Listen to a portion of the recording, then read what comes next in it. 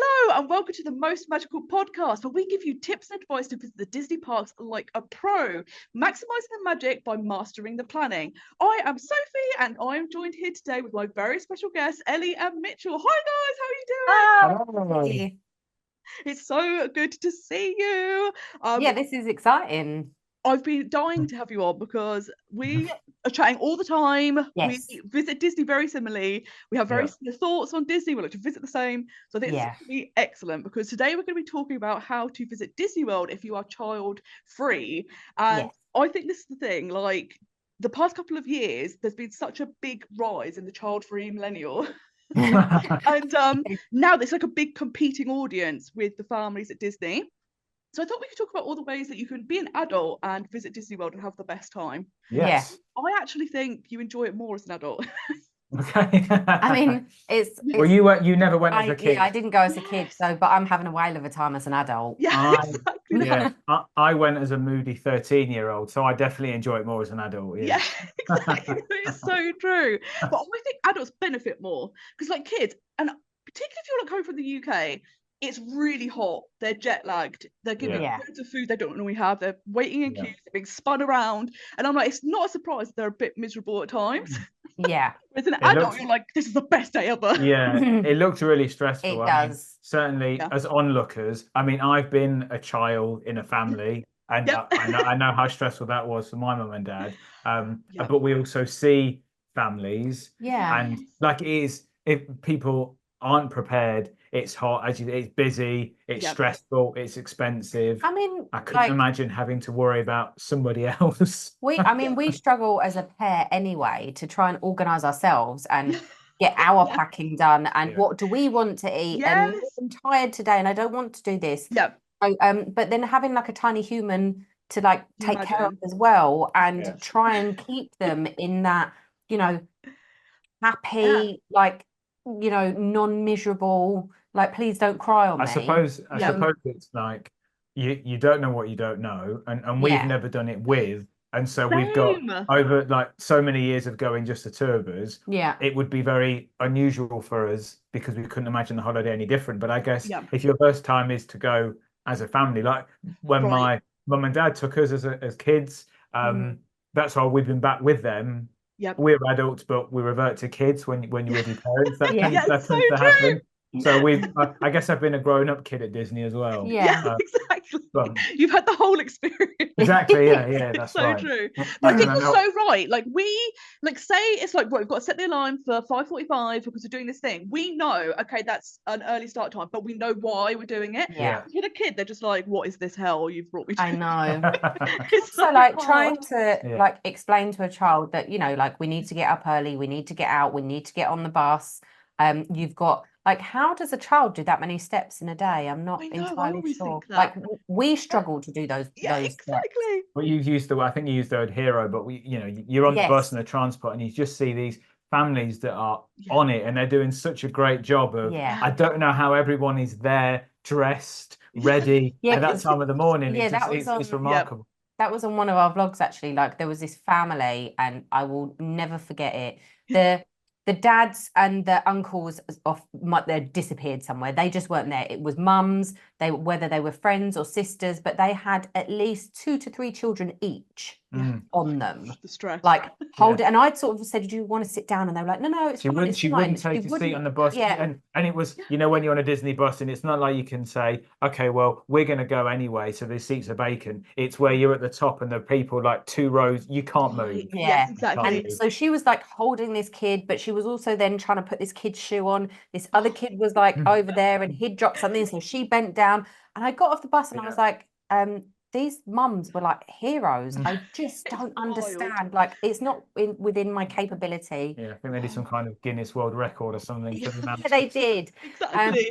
The level of planning you must have. Amazing. Be able to keep an eye on all of them at the same time. Yeah. It's like a spidey sense. Exactly. Like, where are they? I can't hear or see them. We just know that it wouldn't suit the way that we holiday. No, exactly. It's interesting because my cousin has a baby now, she's coming up to 3, and we're thinking about doing a trip to Disneyland Paris to introduce her to Disney. And on the one hand, I'm so excited because I think it'll be so amazing to kind of see things through her eyes. But I'm also like, I have never done this. I have no idea how it's going to go. Like, because I have no experience with children, because like I'm an only child, so apart from having been a kid, I don't know anything about kids. We went to the pier recently, and me and Isla went on a ride, and she was just stood there to get on the ride, and I was like, "Oh, you can go." And Sarah was like, "You have to lift her up; she's too short." And I was like, "Oh, I didn't realise that." I was like, "I'm useless." I know. Well, we're doing Paris in September with my sister and my niece. My niece is she's 10. Yeah. Yes.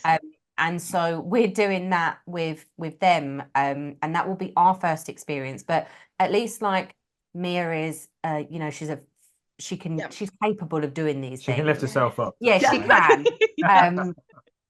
So that will be interesting for us. That will be the first time we do something, but it's not like a tiny child that needs like, full round care kind of thing. Yes. She's fully capable of feeding herself. Yeah, exactly. I think. We hope. Fingers crossed. Yes, I know. So good. So what do you think gave you the Disney bug to keep going back? Okay, well, I suppose I went as a kid, as I've already said, and even though I was a moody teenager that was obviously too cool for school and couldn't let on I was having a good time, I had a great time. And certainly the memories afterwards, they stick with you. We all have a first time that we've been.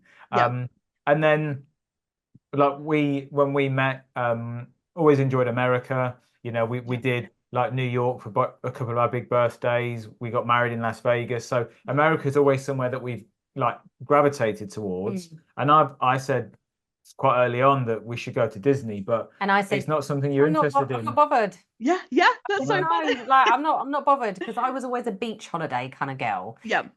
Until somebody on my Facebook went and I saw these pictures that she posted afterwards, and I was like, oh my God, we are going. Husband saying it, not interested. Yeah, exactly. Send on Facebook. Let's do that. Yeah, brilliant. So it was 2015 was our first. Yeah, 2015 was the first trip. Yeah. And I think just the whole Disney, when you go there, it consumes you. Yeah. And it has now like led us to this full-blown obsession that we have with Disney.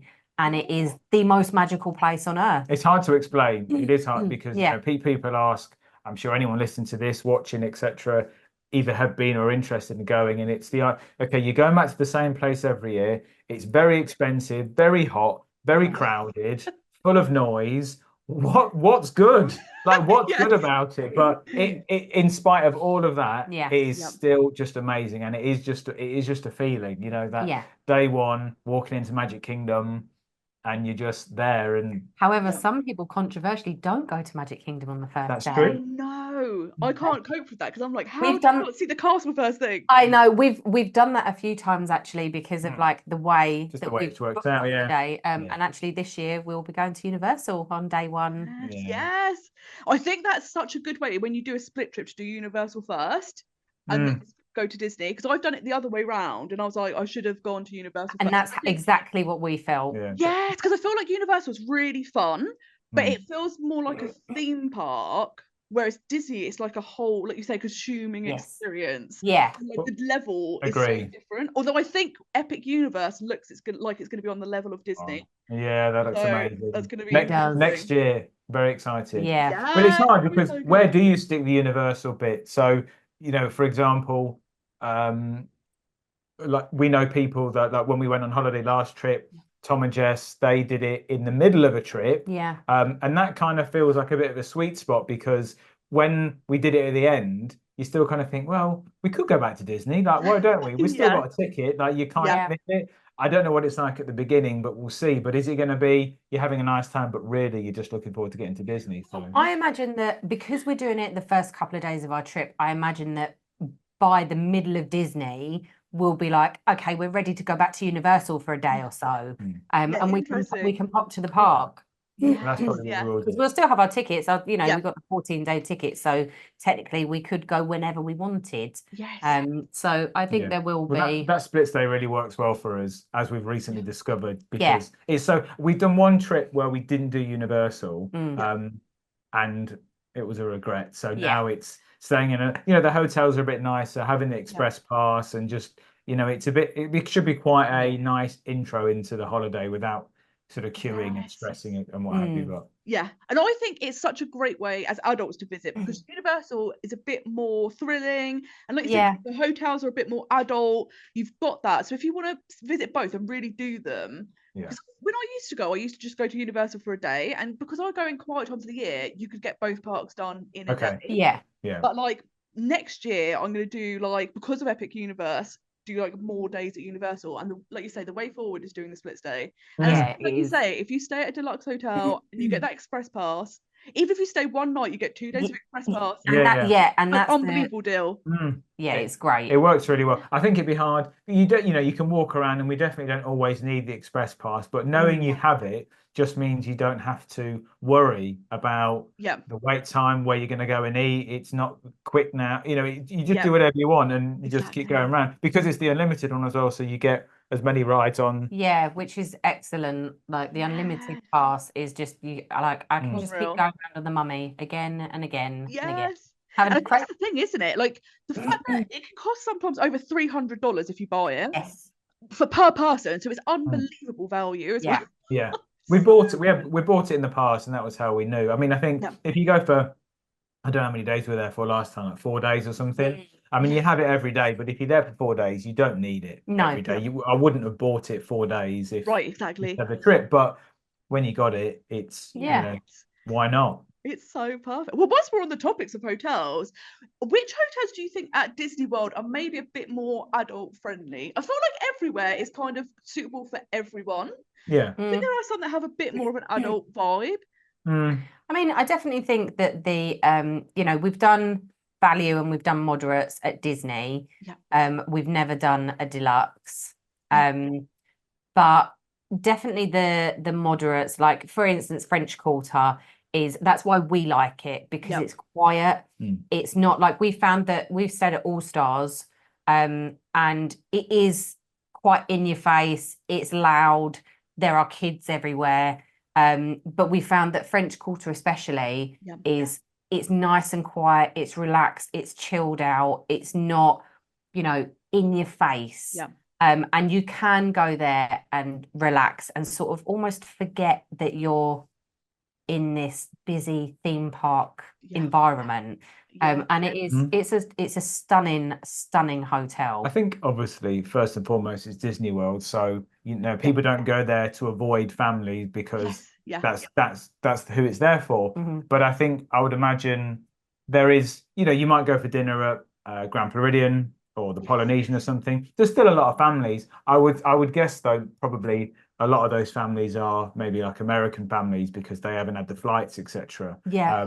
Whereas there's families everywhere, but certainly French Quarter is, for us anyway, it's that small, quiet little oasis in all of the rest of Disney World. So you can, especially if you stay in the right area, then you're far away from the pool, because I think again wherever you stay on Disney, the pool's the busy place.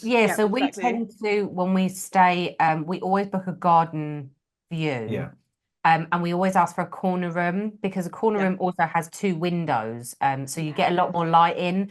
And those garden rooms tend to be in the quieter areas, like you say, not near the pool and stuff, not near, it's not right near the, it's not where the preferred rooms are, because a lot of families want that because it's closer to everything.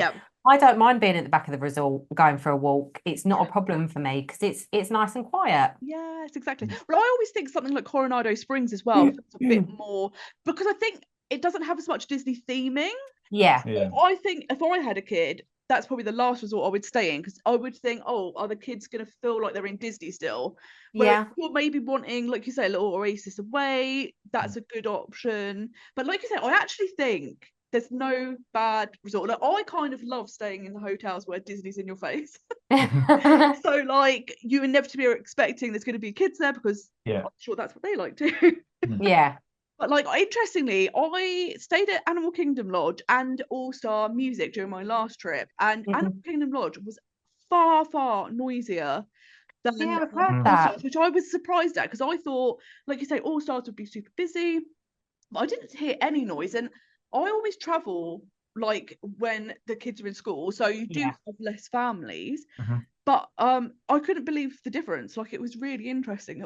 Animal Kingdom Lodge was so loud. Yeah, but I think like Animal Kingdom Lodge is a busy hotel in general. Like, it is a draw for people. And so I think, like, because we've been there to go for dinner, you know, to have a look around, and generally, like French Quarter, Riverside, they're not apart from the beignets. Like that bit's always really busy, but people tend, it's quite sort of, it's a bit out of the way.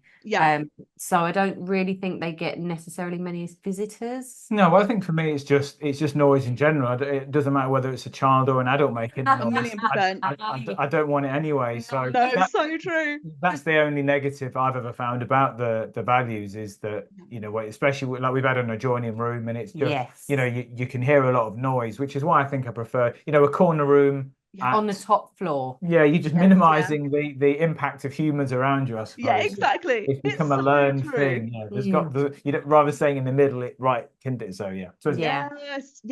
So yeah, I would totally say when it comes to the hotel, I always primarily look at budget, or location. So I think you can't really go wrong. I don't think there are any bad hotels. No, I don't think there are, and especially like, as the value ones, they've all been refurbed as well. The rooms are perfect. Like they're all clean. They've all got enough space. They're really good. Well, I think we made a choice once, because we did have an Animal Kingdom Lodge holiday book. And I suppose, of course, I mean, that looks lovely, and you walk around and you want to stay there, but that's a bit further away from most of the park. So I suppose for us, that always felt like, because we're early into the parks, that becomes quite an important thing to consider. Absolutely. And Animal Kingdom Lodge is one of those places, because it's a bit further away. You have to get up even earlier, and you know, trying to rope drop somewhere from Animal Kingdom Lodge is a bit more of a challenge. Yeah, when you don't have a car, because exactly. that was something that was taken away from us because of COVID. The car hire prices were just way too much, and that's why we just kind of poodled around on the buses. And actually, like it works for us. So it'd be interesting this year, because we're staying at Pop, so it'd be nice to see like how the Skyliner. And how that works in the morning for us. I can't wait to see that. It's gonna be. But that's another thing, actually, like getting back to like the child-free aspect of it, that if we choose to, we can get up at the crack of dawn, go and rope drop.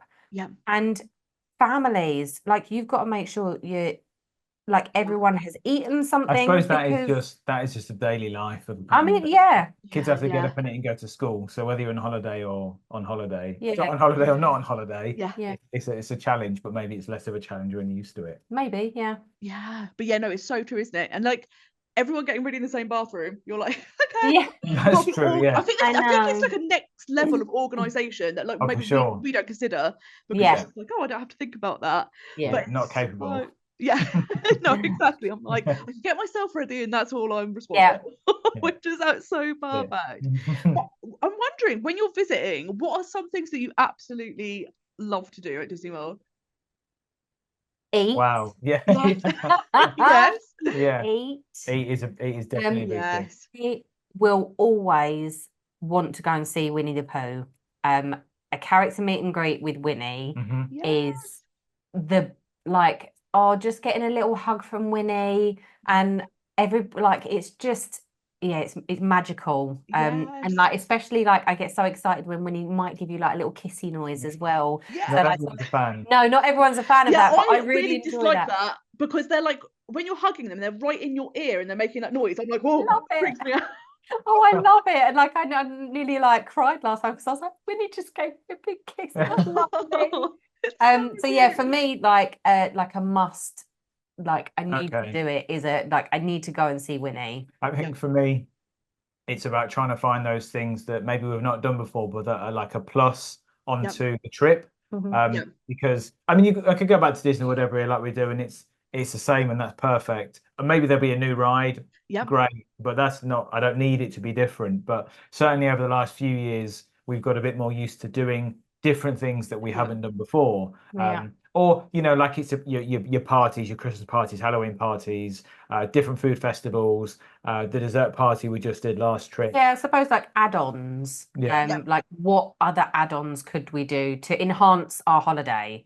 Yes, yeah, exactly. I feel the same. Like every time I go, I try and do something new. And I think, like you say, it's amazing that no matter how many times you go, there's always something that you haven't done before. Also, exactly. Even if it's not new, there's still rides we've never done. Yeah, Astro Orbiter. Yes. Oh like God, we've, and that is hilarious. Like your video on Astro Orbiter should become a meme. It is absolutely hilarious. Like you look like you're having, you're trying to have a lovely time, and you are having stress. Because the thing is that the one in Disneyland Paris is already horrifying, because the problem with it is when it goes up, it tips inwards, but you feel like you're falling out. But in Disney World, they like just put it on the top of a building as well. Yeah. Like it's so scary. And then you go, oh, I'll come down so it won't tip me out. But when you come down, it goes so fast, and you're like, I either have to fling myself out or fall. Maybe we'll have to put that on our like must do for this year. Yes. It's so hard to fit everything. Like it's interesting because we you know, you make your plan, you decide where you want to go, what you want to do, and I guess to somewhat answer the question, it's going to do the things that we know we like doing, and that now takes up a lot of time. So there's not a lot of time left to do the things that you haven't done yet that you might not enjoy as much. So that's so true. It's hard to squeeze it all in. Yes, that's the thing. And I think you're so right. I think the thing that's great with an adult trip is because you are only paying for yourselves, you sometimes have a bit more money to play with. So when you do like a dessert party or a tour, you've got that option of doing these cool add-ons that kind of enhance your experience. Stuff like backstage tours, which tend to have like an age limit. So, you know, you have to be over like 16 or something because they behind the scenes, so they don't want to ruin the magic. I remember I did the Keys to the Kingdom tour, which was one of the best things I've ever done. But you got to go behind the scenes as they were setting up the parade, and of course you have like Mickey Mouse walking around without his head on and stuff like that. You've seen Mickey Mouse without his head on? Sorry to spoil this for anyone that doesn't realise. But he doesn't have a head. What's going on? But obviously for kids that would be horrifying. And but it's actually so interesting to kind of see who plays who. Because so many characters. We are. I think we're going to do that this trip. It's such a good tour, and you get to go in the Utilidors. Like it was amazing. Wow, it's definitely worth doing. But I think this trip I'm going to do the behind the scenes tour in Epcot. So you go into like the greenhouses, living with the land, and they teach you all about that. And then I've been living under a rock. I didn't even know that was a thing. It's so good. It's only like $39. Is it really? Yeah, it's really good. And I think I'm going to do Caring for Giants as well in Animal Kingdom. Again, $39, and you find out how they look after the elephants. And, that's perfect. So I'm like, I love that there's add-ons that don't have to always be super expensive as well. Like one of the best things I ever did was getting my hair cut on Main Street. It's like $20, and I was like, I can't believe I'm doing this, and it's so cheap. It's amazing. And then I got like they do beard trims. They've thought about this. They were like, we'll get your money somehow. I love it. But they give you like pixie dust, which is more like confetti. But the problem was, like, it goes on your hair, but then I had a dress, and I got some bits of confetti on me, which I was loving. So when I went back, I'd got a bit sunburned and I had just squares. Oh no! Nightmare. Like, this isn't the one. But yeah, I think you're so right. There's so many things to fit into your trip that it's hard to pick what ones are you going to do. But that's what you end up going back, I think, because every trip's different. It is. I think like for us, the like the fireworks dessert party was magical. I only want to do the fireworks now. And we've even said like we're not actually quite sure. Like fireworks is a stressful time 100% for anyone. And it was so lovely just to queue up, go and get your table, sit down, and then you kind of sort of almost sit there and like look at everybody else walking through, gathering, and you're like, so glad I'm not there. It's so true. Because I think in one of our vlogs we'd complained about like how busy it was, and then like people stand in front of you like kids on shoulders. It's a whole stressful experience. We're short. Yeah, can't tell. We're really short. I mean, I enjoyed the idea of like just set the camera up, just let it do its thing. Yeah. But then watch it myself rather than to fight and do it that way. It was nice to. I mean, the dessert. If anyone's not done it, the dessert party is the way to go. Yeah. See, I haven't done it, and when I went last time, it was Enchantment, not Happily Ever After. Okay. I sat on Main Street for an hour and a half, and the second it started, the 3 people in front of me all put kids on their shoulders, and I didn't see anything. Wow. Yeah. There was another woman who 10 minutes before had rammed her buggy into people to go through Main Street, which is mad. Like you say, it's absolutely packed, and she was screaming and arguing with everyone. So the whole of Enchantment, couldn't see anything because the kids on shoulders, and she was screaming in match with a cast member.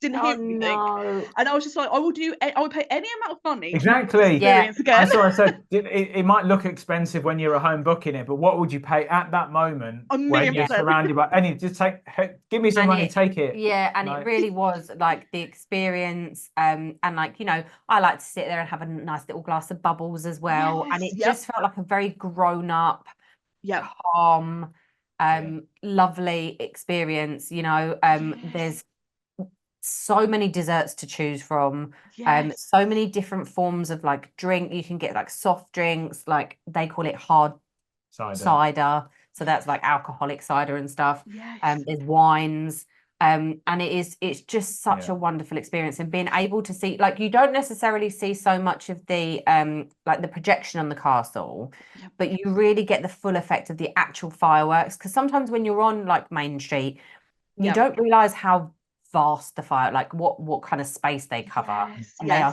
huge, and it really is something to because you did the sweets and seats one, right? Yes, because I'm contemplating, because I love the idea of sitting down.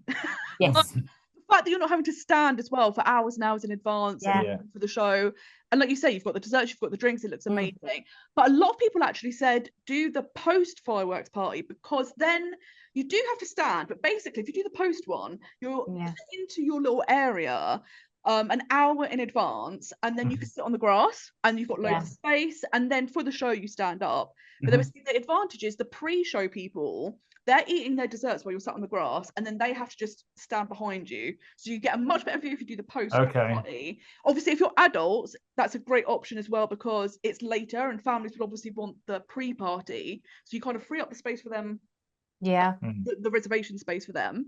And now I'm like, oh, which do I do? Because the view looks incredible, because it's kind of on the hub, so you can see that is nice, everything.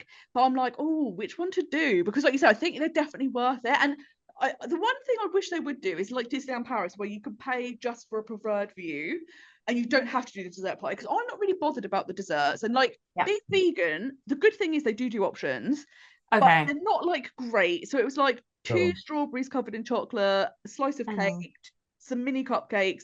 And when I was looking, I was like, oh, they look really disappointing. But on the flip side, I was like, if you actually think about how much food that is, they couldn't do much more, because you'd be absolutely stuffed. And that's the thing, like, and I think like again with like buffets and things like that, you think you've got all this food to choose from, but actually like once you've eaten a plate, you're like, well, it's so true, isn't it? I'm pretty full anyway. You're just paying for the, like a lot of things we do on holiday, just and I pay this to not be stressed out. And I think that I think you're right, like it 100%. Is regardless of, you know, if there was food we couldn't eat or drinks we couldn't drink, like the stress that is taken away by just being able to sit down and look at the castle and have a 100%. Magical view. I mean, it's no different to, you know, like a character breakfast or something. It's I mean, that's not like a stressful thing, it's like an add-on, but you know, we don't get to pay less money because we don't eat the vast majority of the food. Right, exactly.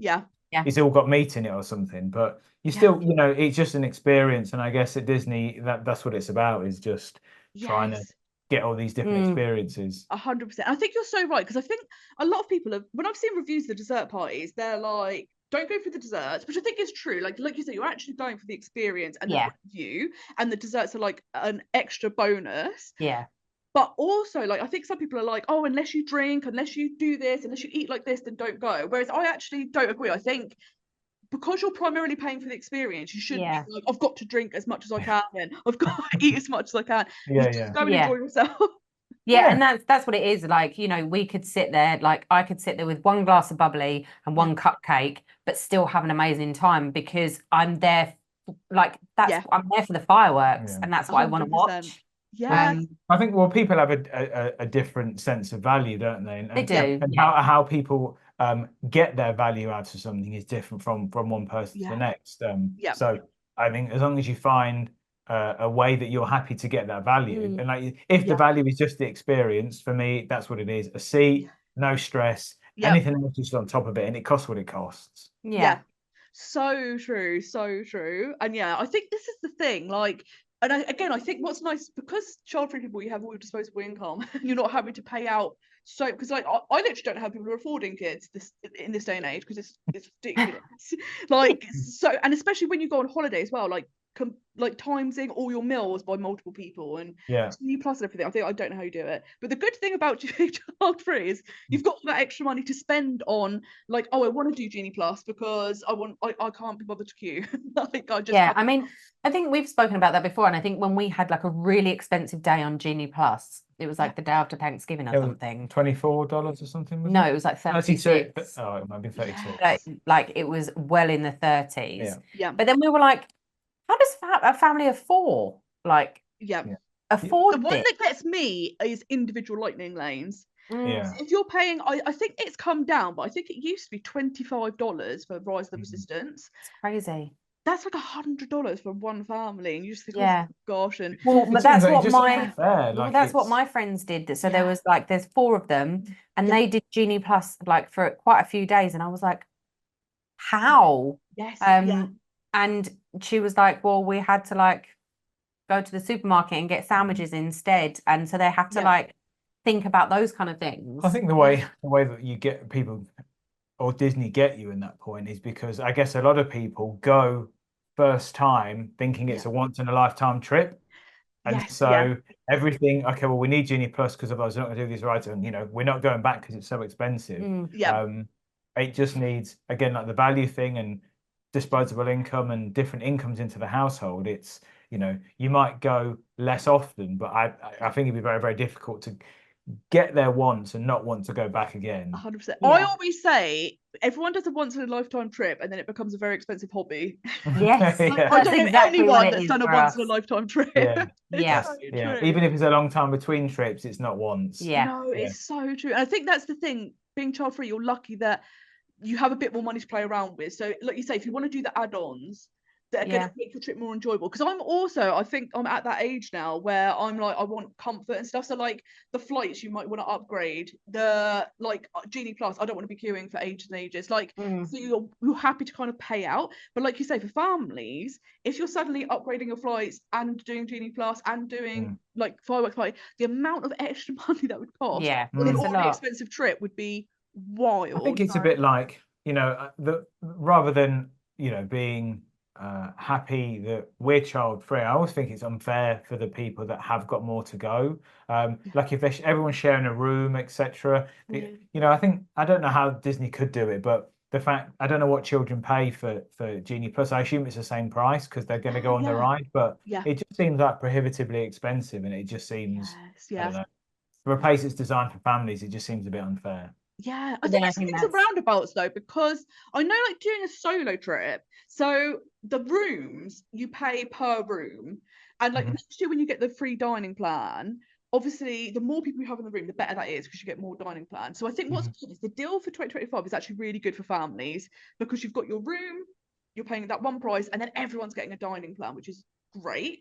Then, like you say, all of the add-ons become expensive, whereas like for me, when I do a solo trip, the cost of the room I pay myself, so it's unbelievably expensive. And then when you get the dining plan, you're getting it for the one person, so it's not as great an offer.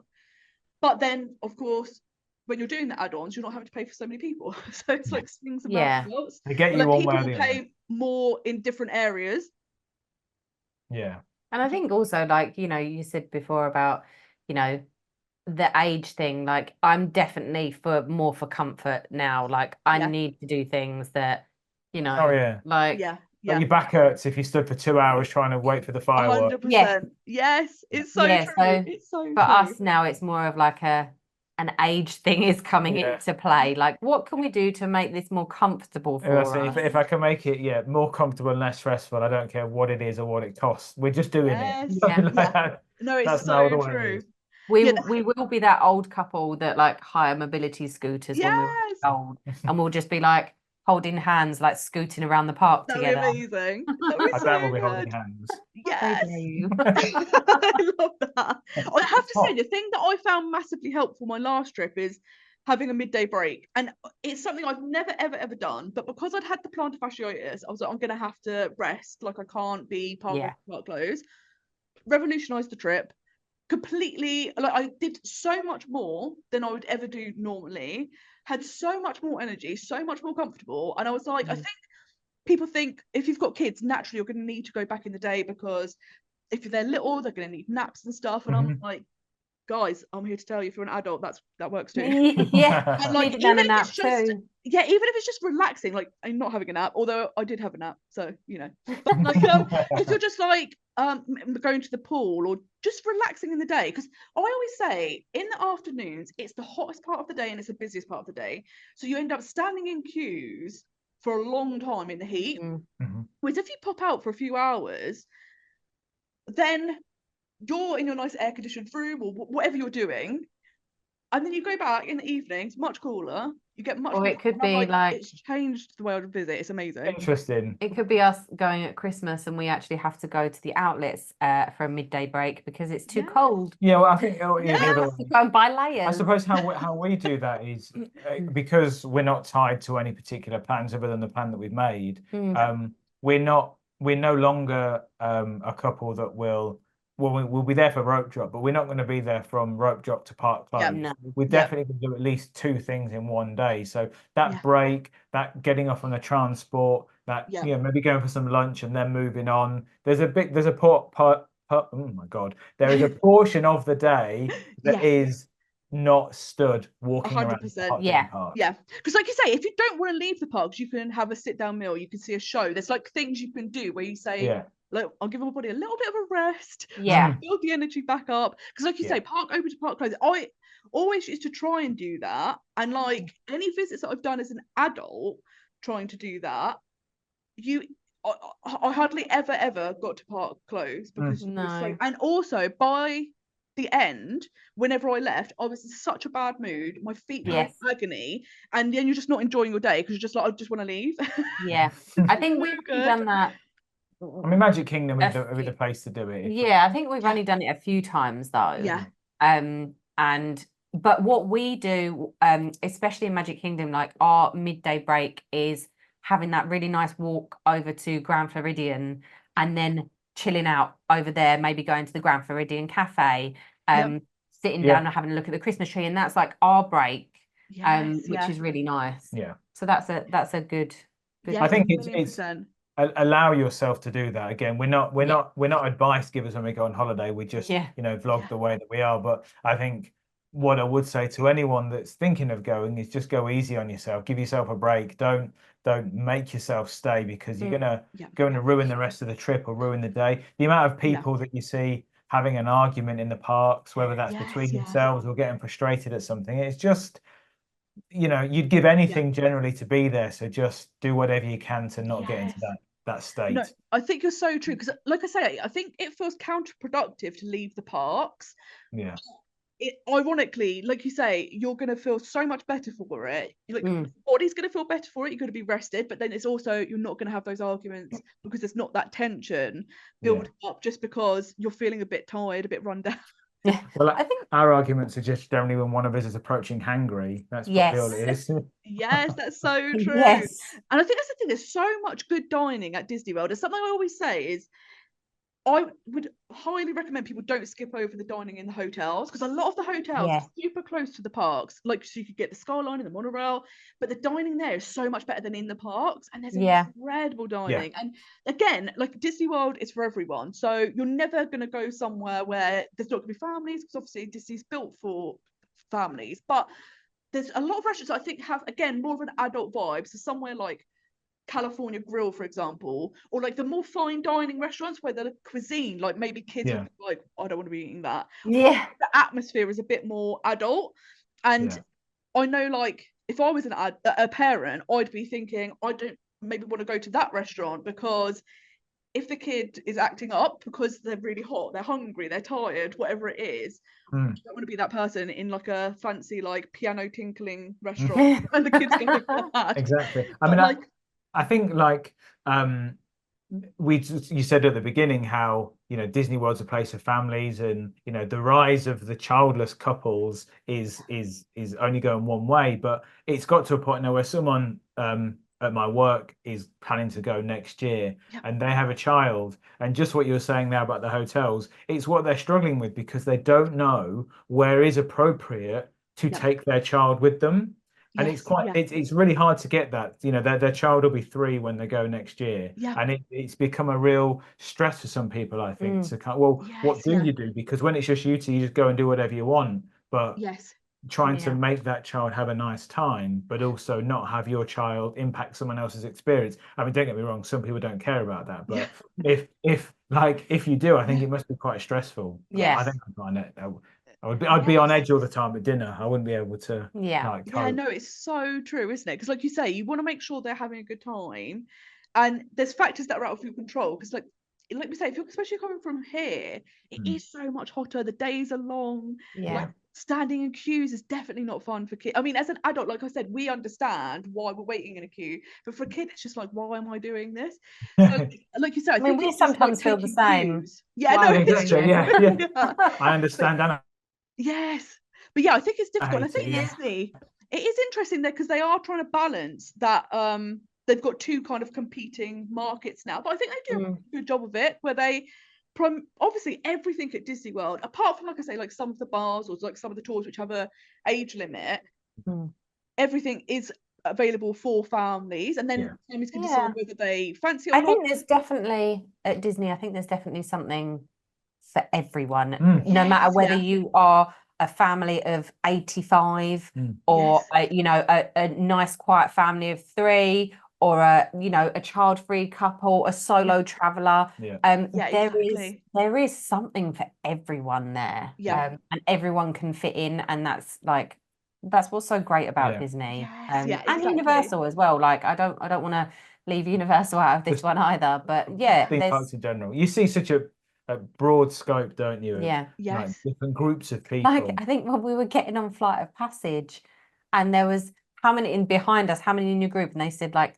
13 or 16, and we were just like, there's too many. I think there's too many of them fit in. Like, that's wild, isn't it? That's so and funny. I was just like, that's way too many people. That's a lot to cannot do that. No fun. And then like, the planning that would go in to that kind of family, because I think isn't there like a certain amount when you are booking a holiday, if your party's over 9, then you have to contact them directly or something. Yes, it's all stuff like that, isn't it? Like booking restaurants, like you say, I think there's a certain number, and after that you have to book 2 tables or contact them. And that's just crazy. An extra thing to have to consider. But I think you're right. The good thing about Disney is it's there for everyone. So I think people that are adults or child-free wanting to go, don't feel like you can't, because it's aimed at families. I strongly dislike when people say, but Disney's a family destination, because I think what made it specifically for everyone. It's not just for families, and if you're an adult there, then you should be lucky that you're like a guest that's been allowed in. I think it's genuinely for everyone. I think like, we've also seen like, we've joked, like, when we get super old, that we're going to be like those old people, like the older people that they just kind of tend to walk around the Grand Floridian, and they might pop out and have something to eat, or like they'll go off and play golf, or like, we will be those older people. Like, and so even like from ages, you see teeny tiny newborn babies with their families, but then you also see like the older generation, and they're by themselves and they're having a lovely time. So like, age wise, as well as like, regardless 100%. of like the group that you're with, or whether you're by yourself, it is literally anything goes. 100%. And I think that's the great thing, because like you say, it's not like, if you want to meet characters, you can as an adult. Like, don't be off. Like, you can absolutely do that. If you want to be a less like intense setting, then I think character dining is a really good way to go, because you're also eating and it's set up to meet them. You're not having to like stand in a queue and then just on your own meet the like all of the rides. Again, I don't think there's any. There are obviously ones that are aimed more at kids, but if you're an adult, you could go on. There's no ride. However, like you can't. There's that one in Universal that you can't go on unless you actually physically have a child with you. And it's either like the pterodactyl one. And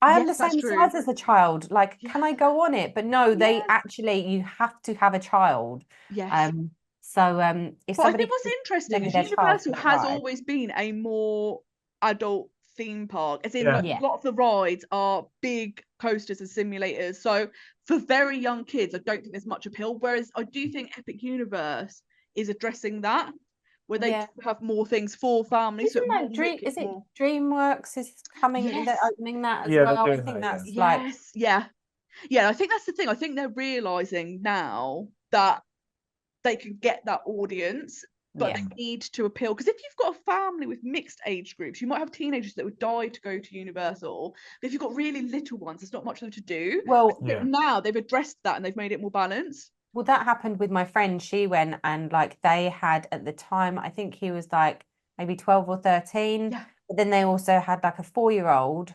He was even smaller than that. He might have been 2 actually, because I don't think they paid for his seat yet, so I think he was under 3. And so there's a big difference with the 2 ages there. And so for the teeny tiny one, she said there wasn't much at Universal for them to do, but the older kid was having a great time with like the roller coasters and stuff. But she said for the smaller ones, she said apart from like Zeus Landing and stuff, there wasn't really much. But now, like you say, Universal is sort of taking that into consideration. All of a sudden Universal is going to be like bam there. It's going to be people who go on Universal only holidays, all sorts will happen. It's going to be, I think it's going to be so interesting, because I think the way people visit Orlando will come different, because I think a lot of people now go to Disney and maybe stay on site at Disney and do a day or two at Universal, but now with Universal you're going to have to do more days at Universal, so you either have a longer trip or a shorter time at Disney, which I think is going to be interesting. And I think that's why my grand conspiracy theory is I think the reason why the 2025 offer is so good for families is to try and entice them to stay at Disney and predominantly do Disney, because they don't want them to go to Universal. Because if you've been to Disney a few times, you might think, well, let's go to Universal and try that. Particularly now there's more kids stuff. But I think they're like, okay, let's try and really entice people, because like I say, the offer for solo travelers next year isn't great, but that's why I'm going to do a split stay, so I can kind of do a week at Disney, a few days at Universal. And I think if you're going as adults, then Universal is so great. Although that's to be said, a lot of people don't like big coasters as adults, so it's one of those things, like you either like the rides there or you don't. I mean, we're Universal, I think for us we'll just expand on the whole split stay thing, like desperate next year to stay in the hotel in the theme park, so we can get some days in there. But I mean, the new land is mad when it opens, so a whole new theme park. It's been a long time, so it's going to be I mean, I struggle with directions anyway, so without Mitchell I would not get about. I still can't tell you what's in Islands of Adventures and what's at Universal. I've got no idea. So a whole new theme park, wow, like you're gonna have to put an air tag on me. It's like I know now that if I was to go on like Velocicoaster, I know where to get off and where to meet Mitchell. But I won't be on the ride. I don't know what I'm gonna do in this new theme park. Like I won't know either, so we'll just live there. It's so true. It's so true. But I'm so looking for it. It looks incredible, and it's the first Universal theme park that I think is on the same level, as in like the level of detail as a Disney park. So it looks, I'm so excited for Dark Universe, where it's all the Universal monsters.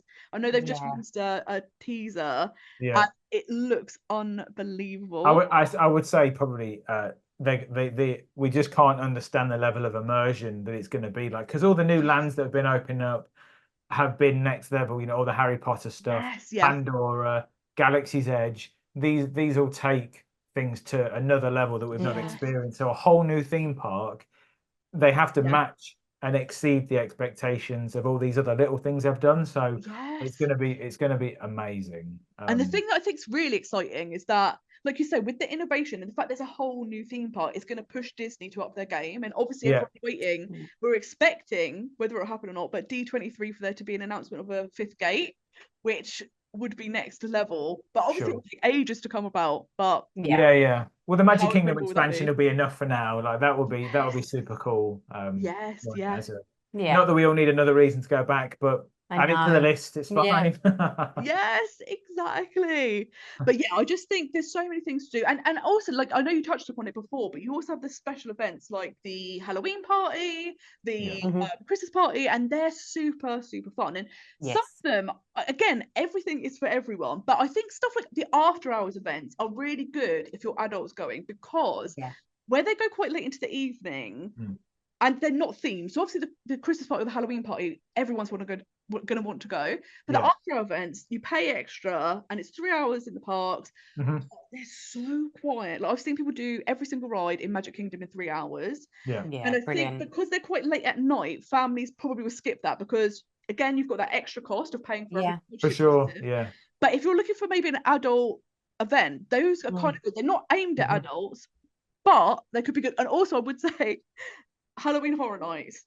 Again, there's no age limit to that. They have like a recommendation, but like that's definitely far more adult than Mickey's Not So Scary. One day we'll be growing up enough to go to that, I think. Exactly. That is something that if anybody is there when we are there, please come and help us, because we need some hand holding for that. We've stayed there so many times when it's been Horror Nights. We've not gone because it just looks so scary. And I just don't want to be scared. But people love it, so we must be wrong. So we're gonna have to give it a go. I love the scare and the thrill. We love horror films, and we love. But I love the feeling of being scared and thrilled on a ride. I don't want somebody to pop out and do that, because they will probably end up getting a punch in the face. So like the jump scare actors and that are I have this reflex that kind of just tends to whether it's mouth or fist, one of them will go off. Well, I've not yet seen you punch someone in the face, so let's see.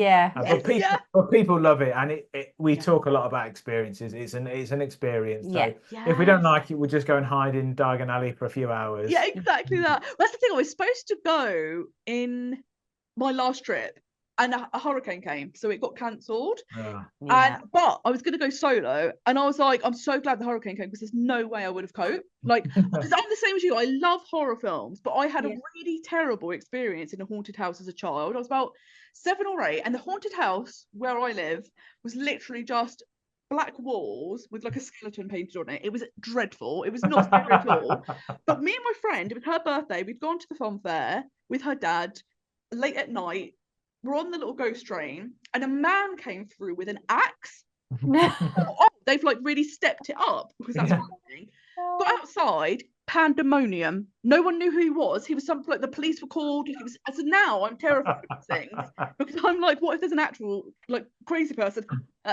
So this time, there'll be an element of doubt, won't there? And that's all you need. Exactly that. But this time I've got the best plan. Like, I'm going with, there's an amazing lady called Shelby who runs the Universal Orlando Vegans page. We've been speaking for years upon years, and we were supposed to meet last time, but because of the hurricane we couldn't. So this time I was like, she loves Horror Nights, she gets the frequent fear pass, she'll know exactly what houses were ordered to do them. So it's gonna be perfect, because we're gonna finally get to meet up. Good. But I will also have someone who can help me survive.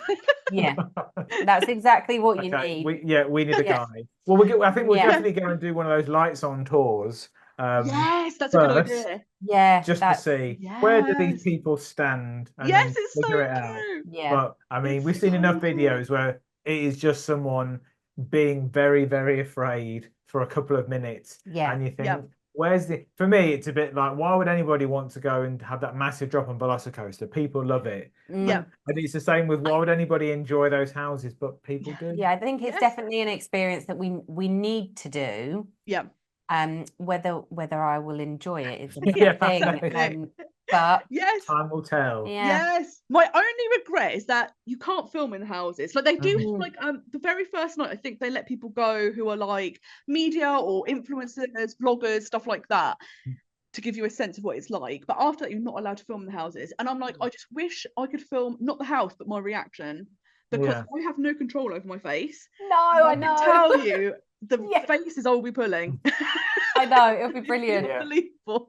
Could you imagine, like, I've seen your Astro Orbiter like video, and like to see you in a haunted house, that would be like, it would be next level. Can you imagine? I remember actually when I was a child going on Phantom Manor in Disneyland Paris, and I'd been on it before, but I don't know how old I was maybe like 7 or 8, and I love it now. But I remember being in the queue and like crying, because this was after the Axeman, and I was just like, I can't be going on this. And I was crying in the queue and being, it's so scary, I don't want to go on. And then all the other kids cottoned on, so then they started crying, saying, I don't want to go. And my mum was just like, oh, because now all the parents are looking like, oh, well done. I was like, oh no. Whereas now I'm like, I love that ride. It's not frightening, it's brilliant. But when I was staying at Cabana Bay, they had a room that was like a photo opportunity for Halloween Horror Nights, and it was cardboard cutouts that you could take photos in front of. And when I went there, I was the only person in there, and I was scared, and it was only cardboard because there'd be like a noise, and I was just like, if I can't do this, there's no way I can. I don't know where we were. Heard, and it we'll stop that then.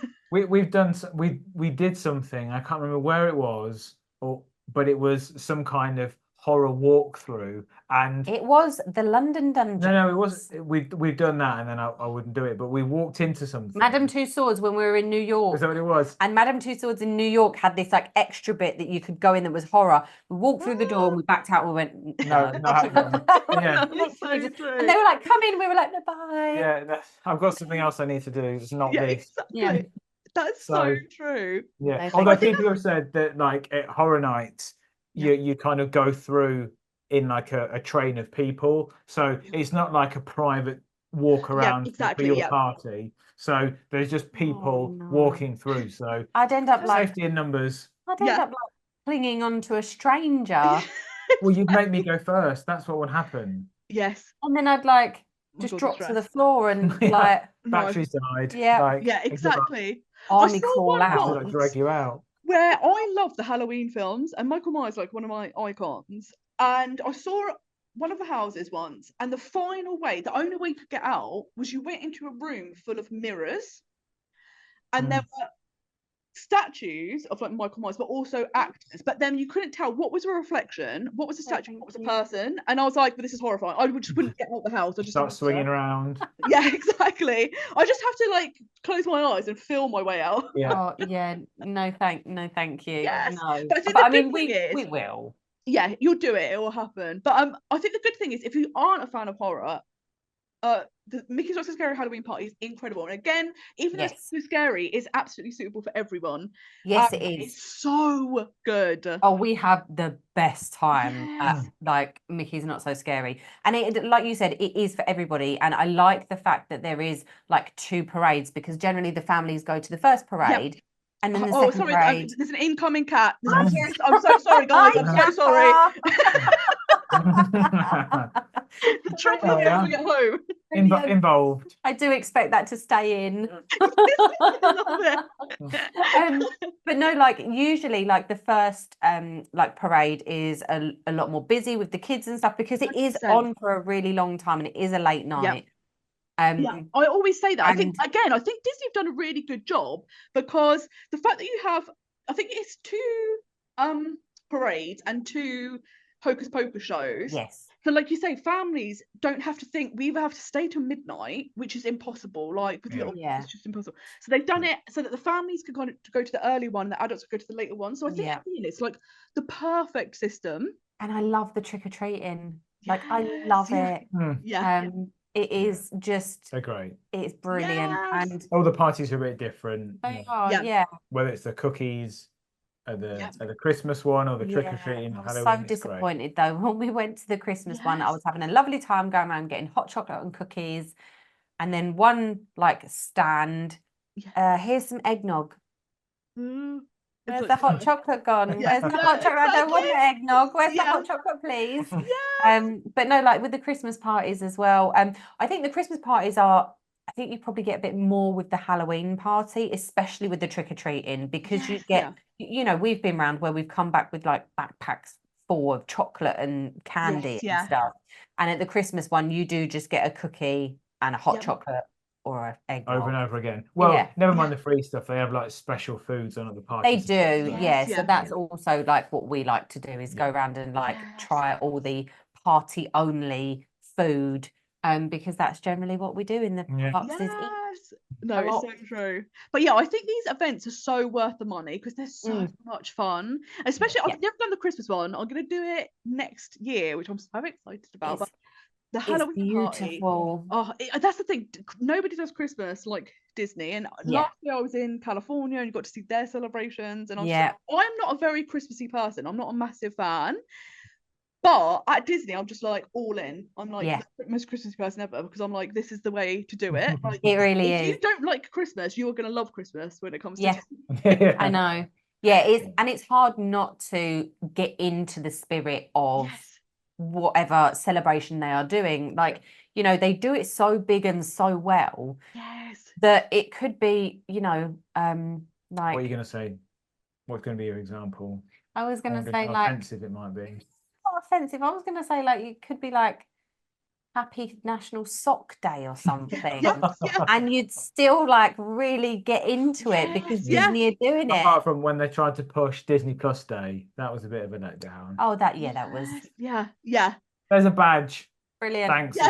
It's my travel home day. I don't care about your badge. Yeah, exactly. It's so true. That's actually something I loved about the Halloween party is the level of costuming that the guests went in, because obviously in the UK, like I grew up in the era of if it was Halloween, you put on a bin bag and you're a witch. That was the level of that was the level of Halloween. But like people have like Broadway level costumes. Yes, they do. And I saw this woman once, and I absolutely loved her. But she was so extra, and I love this about her. But she'd come as Ursula, and it was unbelievable the costume. But she'd gone a step further because she had a friend who wasn't allowed to have a personality. So basically he had to be all in black and he stood behind her and he was the Eels. And it was a whole production and it was incredible. But I love the way you were like, you were not a human being, you were a prop. It was an amazing effect. It looked great. Like a job for the husband. I mean, I do enjoy, like the last Halloween we went to, I made like a light up tutu skirt and that was like super fun. And last year for the Christmas party, I got from a lovely lady on Instagram, and she recycles like old duvet covers and stuff, and she makes clothes out of them.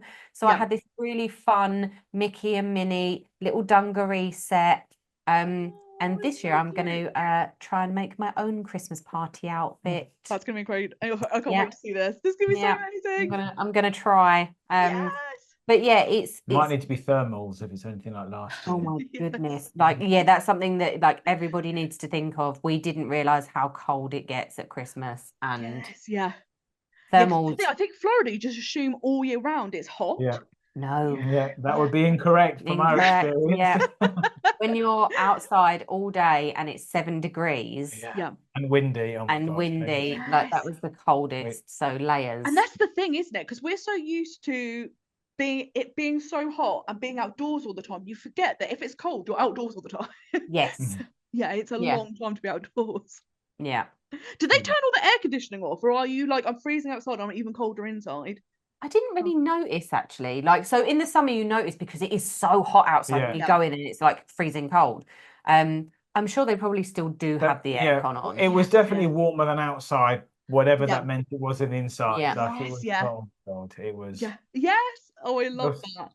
We had to go and buy extra shopping. It was required. I mean, which is great. I mean, we love shopping. And it's cold in this country, so anything you buy over there is great because you can reuse it. That's a great way to justify it. It's such a good and I will buy that new coat. You're at the outlets, you're like, it's cheaper as well, so this is perfect. There's no way this is a bad thing. And I think the thing that I love as well about the Halloween party is the one time adults can dress up. So which is so much fun. And I think the other time that people dress up, which I love is in Galaxy's Edge. And loads of times I can't they find if someone's a do. guest or a cast member.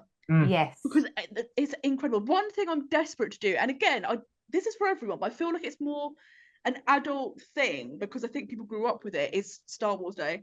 I would love to be in Galaxy's Edge, May the 4th. I think we've seen those videos we've where actually spoken everyone about raises that. their lightsabers and turns them on, and it looks incredible.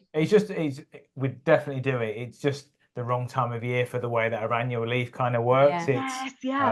But one day we nearly did Paris, didn't we, for it? Yes, we nearly did. But then in May, what Epcot festival is there? Is it Flower and Garden? Yeah. Because I think we've said like we really want to do Flower and Garden. So same. you know, I mean, so far there's not been a 2027 trip planned. Yeah, that's how far away. That's how far away we're planning. So you never know. That would be amazing. But yeah, I'm desperate to do that time of year as well because I've never been to Flower and Garden. Want to do Star Wars Day, and I think what would actually be interesting before we head off is what things, when you're on your child-free trips, do you think are worth splurging on, and which things do you think you can maybe save on? Okay. I think it's well, firstly, saving and going to Disney World is something that those two things are opposing. But it is, I think, for me, the splurges come from the things that would give me that bit extra on top, or the things we were talking about earlier, which would allow me to step away from the crowd, so to speak. So, you know, I think an example of that will be the dessert party. As we've said, it's in and of itself is quite an expensive thing, but you get such a great experience and you get some rest, etc. And I guess that's the same thing as like upgrading your flights, etc. Everyone has a budget, of course. And, you know, I think, you know, for us, it's always been up, you know, the budget changes over the years, but the idea is, you know, I would hate to get into debt on holiday. And I think just don't be pressured by, there are so many things, you've got to draw the line somewhere. And 100%. Just doing it because it's there would feel like a mistake. I don't know. I mean, in terms of, well, okay, saving, you're always a big fan of, because you do the booking of the holiday. I do. Is the way to book it, because that can save some money. Yes, the way to book your holiday is super important, and that goes for anyone, whether it is, you know, a solo traveler, a couple, a family. Sorry guys, but Virgin Holidays is the worst thing you could do of booking a holiday. I've always found that, well, I used to always book with attractions tickets. But Disney have started becoming quite comparable with their prices. So if you book directly with Disney, but it's definitely to do it separately. So you book the hotel and tickets with one place, and then you book the flights somewhere else. 100%. You don't do it as a package. It's never. So for instance, there's somebody that I know, they've got a family of 5 that are going. They were going to book with Virgin, and I said, let's just see if we can jig it around a little bit. Separately, we saved $4,000. Exactly. £4,000. That's like the trade-off is, of course, and I guess that's how Virgin get you, is that you pay it all off together in bits. Whereas if you book it separately, there comes a point where you have to lay out for your flights in one go. But that's worth saving, I think, to do it, because that's so much extra that you can put into the rest of your holiday. I also think that where you splurge and where you can save, I think you can save on food. So for us, because of the way we prefer to eat, we don't necessarily, not that we don't enjoy like a sit-down meal, but we will eat a lot more quick service and snacks than we would, like we would never book a sit-down meal for every single night. Because we find that while Disney are great for like vegetarian, plant-based, all that kind of stuff, you tend to find that at a restaurant, this is the choice you can have, or maybe that if you're lucky, and then that's it. Whereas with a quick service, for instance, and you're in a park, you could go to any location and there'll be different things that you can eat.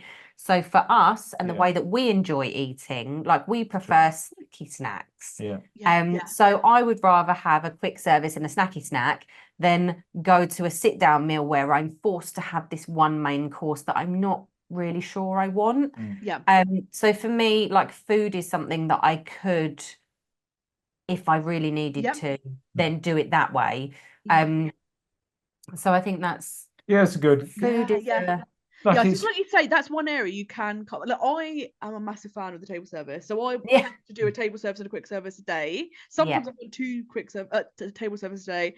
I love it, but like you say, the quickest way to be more budget friendly is hit up all the quick service places. Because it's going to be so much more affordable, and that can completely, like you say, you've got then more money to play around with other things, or you don't need to play around with other things. You could just save.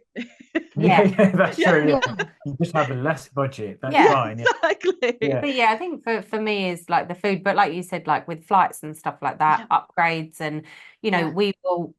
You touched on it earlier and said like we will never get into debt for our holiday, and where our finances allow, we will upgrade, and it is a beautiful and wonderful experience. However, I have a limit on what I would spend 100%. on an upgrade. There's never because sometimes I look, and just for one way, I think we were looking, like at one point it was like $3,000 just for one way, and I was like, crazy, isn't it? It's not worth that much. 100%. So and I tend to look on the daily to see because I think we had that with our first ever upgrade experience. Virgin it was around the sort of $3,000 mark. They'd got the prices wrong, and on the day it was £300 per person to go upper. I screenshotted that and I called them straight away, and they were like, "Oh, there's a glitch in the system. I know. Can I book it, please?" Exactly. And so they did, because I had the proof that they'd put the wrong price on it, and that's what we got. Once you've done it, it's hard to go back. Yes, so I'm afraid. It's so true. I think, for me, an area to save, I think, would be, perhaps controversially, merchandise. I think that it's very easy to get caught up in the bubble, but then that's such a short period of your life. You have to come back and live the rest of your life like a normal human being. So do you want Mickey Mouse on every single bit of your clothing? Probably not. So I think we said that the last time, like, can we integrate it within our wardrobe at home? If the answer is generally no, then unless it is something super special, then we tend not to get it. However, I say that, and I'm wearing this t-shirt, which I found in Star Wars. But you also have some Crocs that are specifically for Christmas. They are, but I had those Crocs. I had to buy this on Vinted, because I left it in the park and I kept umming and ahhing. And then I was really annoyed when I got home that I didn't buy it. So thanks, Vinted. I've now got it. That's actually a really good tip, because you can get so many like Disney clothes on Vinted. So if you're planning to go, you don't have to be like, I've got to get all new clothes, brand new stuff. Like, you go on Vinted and find loads. And so I think, well, like, we've spoken about this like recently, that because when you go to Disney so often, I don't want to be wearing the same clothes holiday after holiday after holiday. So what I've started to do is put all my stuff on Vinted, but then use that balance to rebuy. Because it's also a lot more sustainable as well. Like recycling, like I'm so excited with this t-shirt. Exactly. It's so good. And so I think that's a great way. Something else I just thought of, which was again, could be a controversial, because I know you enjoy a car at Disney. Transport is something that you can absolutely save money on. If you're staying on Disney property, you don't necessarily need a car. You were a great like, no, we have to have a car. I'm not getting the bus. I'm not doing that. But then COVID again forced us that we couldn't get a car, because it was just, the prices were astronomical. And we've got used to getting the bus and other modes of transport, and it's quite fun. There are times like where it's annoying, where you want to go to the outlets and you want to load up your boot of your car, and we don't have that anymore. But I think like transport could be another thing that 100%. You don't need a car. No, it's so true. I think that's the thing. Like, my trip next year, I was like, let's do it more budget friendly. So I decided to stay at Pop. So it's a bit more expensive than All Stars, but I don't have to pay for a car. So you can use the transportation, and that's perfect. And the other way I'm going to save money is doing the split stay, because going to Universal, I'm saving over £1,000 compared to doing at Disney. So that can also be a really good way to keep your costs down. And it's just super fun. Important. It's important. Yeah. Yes. Yeah, exactly. Well, it's been so much fun chatting to you. I've had the best time. Thank you for having us. And it's been so insightful. It's been wonderful. It's been so good. We're not one for giving out advice, but it is always nice to chat about Disney. Like we've all had our own experiences, so it's nice to talk about our trips a bit, I guess. Yeah. Yes, exactly. It's been absolutely wonderful. So I hope you found, if you're going to be taking a child-free trip, some like tips or advice, or maybe things you'd like to try that we've previously done and thought were fun. But yeah, thank you so much for joining us, and do keep coming back for the podcast. We have different guests, different topics, and we both have YouTube channels. You can come check out our videos, see what it's like to visit Disney. But until next time, I hope you have a most magical day. Bye. Bye.